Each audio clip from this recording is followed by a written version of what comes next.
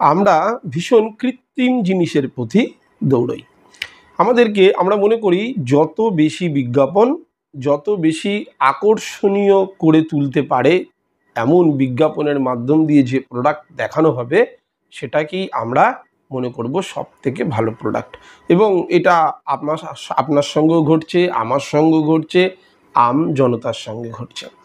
এখন প্রশ্ন হচ্ছে, বিভিন্ন আপনি যদি নিউজ পেপার দেখেন কিংবা আপনি যদি দেখেন কোনো টিভি চ্যানেল, কোনো ইউটিউব চ্যানেল, সেখানেও যখন অ্যাড দেওয়া হয় বিভিন্ন রকমের তেল নিয়ে অ্যাড দেওয়া হয়। এবং শুধু অ্যাড দেওয়া হয় না, কিভাবে কোন প্রসেসে ফিল্টার করার মাধ্যম দিয়ে তেল তৈরি করা হয় এবং সেই তেলটাকে আপনার বাড়িতে পাঠানো হয় একদম পিওর করে, অর্থাৎ খাঁটি করে। এর জন্য আমরা পুরনো দিনের, কেউ বলেন সর্ষের তেলকে বাদ দিয়ে দিন, তার বদলে সাদা তেল, কেউ সূর্যমুখীর তেল, কেউ জলপাইয়ের তেল, বিভিন্ন রকম তেল নিয়ে বিভিন্ন এক্সপেরিমেন্ট হচ্ছে, করার পরে সেটাকে নাকি ফিল্টার করে আপনার কাছে পৌঁছে দেওয়া হচ্ছে। কিন্তু একটু অতীতে ফিরুন তো, পুরনো দিনের লোকরা, এখন তো বিশেষ করে যারা এখন একদম ইয়ং এজে আছেন বা মিডিল এজে আছেন, তারা একটা জিনিস বুঝতে পারছেন যে পুরনো দিনের মানুষ কিন্তু এখনও ভালো আছে। তার সঙ্গে সঙ্গে দেখা যাচ্ছে যারা মিডিল এজ আছেন, ইয়ং এজ আছেন, তারা খুব তাড়াতাড়ি কিন্তু অসুস্থ হয়ে পড়ছেন। তার কারণ হচ্ছে, আমরা যেন কোথায় বললাম কৃত্রিম জিনিসের প্রতি দৌড়চ্ছি, যে কিভাবে ফিল্টার করে আমাদের সামনে দিয়ে দেওয়া হচ্ছে। আমরা মনে করছি বা ফিল্টার করে দেওয়া হচ্ছে মানে এটা শরীরের পক্ষে ভালো, কিন্তু আদতে তা নয়। অনেকেই সর্ষের তেলকে বারণ করেন, না সর্ষের তেল খাবেন না, সর্ষের তেল খেলে বিভিন্ন রকম সমস্যা হবে, তার বদলে সাদা তেল, অর্থাৎ ভালো জিনিসটা ছেড়ে বিষাক্ত জিনিসটা আপনাকে ধরিয়ে দেওয়া হলো। আজকের এই ভিডিওতে আমি এই সর্ষের তেল নিয়েই একটু আলোচনা করব।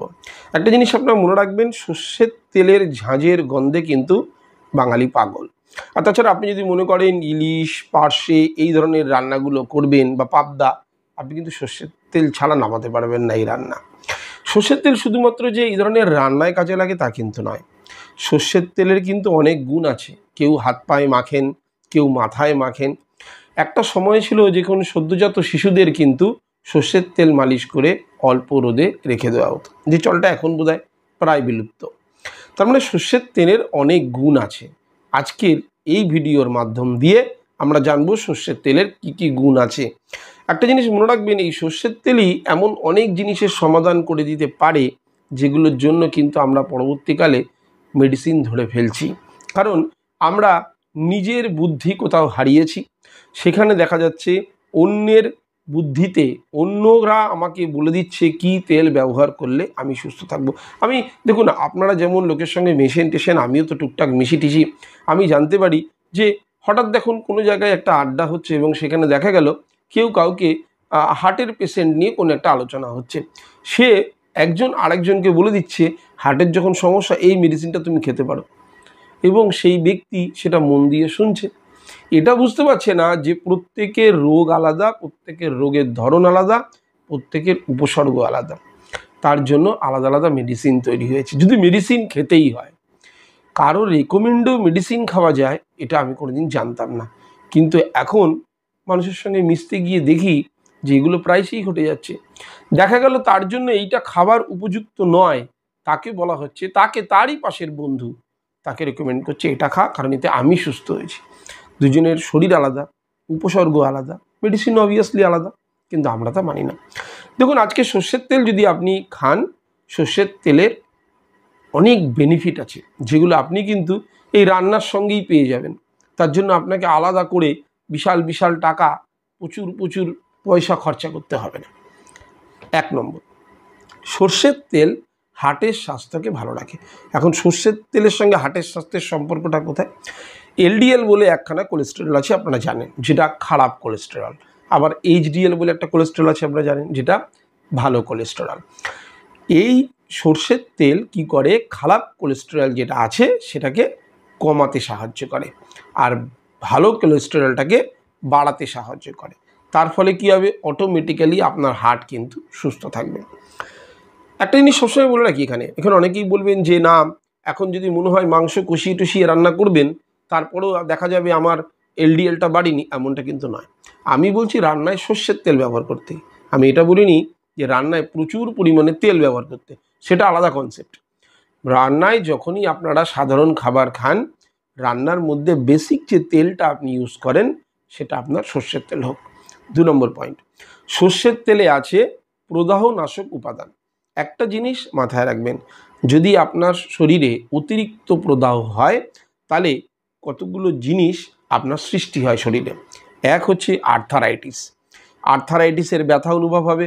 2 নম্বর হচ্ছে জয়েন্ট পেন, প্রায় সবার ঘরে ঘরে দেখবেন অস্থি সন্ধিতে ব্যথা, যেটাকে আমি জয়েন্ট পেন বলছি। তার সঙ্গে সঙ্গে মাসল পেন, মাসল ক্র্যাম্প এইগুলো থাকে। সর্ষের তেল যদি আপনি নিয়মিত রান্নায় ব্যবহার করেন একটা একটা একটা অল্প পরিমাণে, তাহলে কিন্তু আপনি এই সমস্ত রোগ থেকে অনায়াসে দূরে থাকতে পারবেন। নাম্বার 3, সর্ষের তেলে আছে প্রচুর পরিমাণে ভিটামিন ই এবং এক ধরনের অ্যান্টিঅক্সিডেন্ট, যা ত্বককে পুষ্টি যোগাতে সাহায্য করে, ত্বকের উজ্জ্বলতা বাড়ায় এবং ত্বকের স্বাভাবিক স্বাস্থ্য ভালো রাখতে সাহায্য করে। আমরা ত্বকের জন্য কি না কি করি, এক একটা কোম্পানি বড় বড় কসমেটিক্স বেচে তারা ধনী হয়ে গেল, আমরা আমাদের মতোই রয়ে গেলাম। যে কোনো জিনিস শরীরের ভেতর থেকে করতে হয়। সুতরাং এই যে সর্ষের তেলটাকে যদি আপনি নিয়মিত রান্নায় ব্যবহার করেন তাহলে আপনি দেখবেন আপনার এই ভিটামিন ই ও এক ধরনের অ্যান্টিঅক্সিডেন্টের কারণে আপনার ত্বক কিন্তু উজ্জ্বল হচ্ছে এবং ত্বকের শুষ্কতা কিন্তু কমে যাচ্ছে এবং ত্বকে পুষ্টি লাভ করছে ত্বক, এবং ত্বক ভালো থাকছে। 4র্থ পয়েন্ট, অনেকের মধ্যেই কথাটা আছে প্রচলিত কথা যে রান্নায় বেশি তেল ব্যবহার করবেন না, এটা খুব ভালো, কিন্তু অনেকেই বলেন সর্ষের তেল ব্যবহার করবেন না। কিন্তু রিপোর্ট কি বলছে জানেন? রিপোর্ট বলছে রান্নায় যদি আপনি অল্প পরিমাণে সর্ষের তেল ব্যবহার করেন তাহলে এই সর্ষের তেল এক ধরনের হজমকারক এনজাইম নিঃসরণ করে, যেটা আপনাকে হজম করতে সাহায্য করবে। আপনি সাদা তেল কন্টিনিউয়াসলি খান, দেখবেন আপনার হজমের গরমিল দেখা দিচ্ছে, গন্ডগোল দেখা দিচ্ছে। কিন্তু যদি আপনি সর্ষের তেলে রান্না করেন, সীমিত পরিমাণে সর্ষের তেল রান্না করেন, তাহলে দেখবেন সর্ষের তেলের মধ্যে এক ধরনের হজমকারক এনজাইম থাকবে, যেটা আপনাকে হজম করতে সাহায্য করবে। পয়েন্ট নাম্বার 5, অস্থিসন্ধি এবং পেশিতে যদি নিয়মিত আপনি তেল মালিশ করেন, অন্ততপক্ষে সপ্তাহে 2-3 বার তেল মালিশ করেন, তাহলে আপনার কিন্তু ব্লাড সার্কুলেশন বা রক্ত সঞ্চালন কিন্তু খুব ভালো হয়। এর ফলে কি হচ্ছে, আপনার পেশির দুর্বলতা, যাদের মনে হয় পেশি সবসময় ব্যথা ব্যথা লাগছে, সবসময় মনে রাখবেন যখনই পেশিতে বা শরীরে ব্যথা অনুভব হবে ভাববেন সেই জায়গায় রক্ত আটকে আটকে পৌঁছচ্ছে, ব্লাড সার্কুলেশন বা রক্ত সঞ্চালন ঠিকমতো হচ্ছে না। সুতরাং সেখানে যদি আপনি মালিশ করেন তাহলে দেখবেন ব্যথা বেদনা তো দূর হবেই, তার সঙ্গে সঙ্গে আপনার পেশির দুর্বলতা আর অনমনীয়তা সেটা কিন্তু দূরে থাকবে।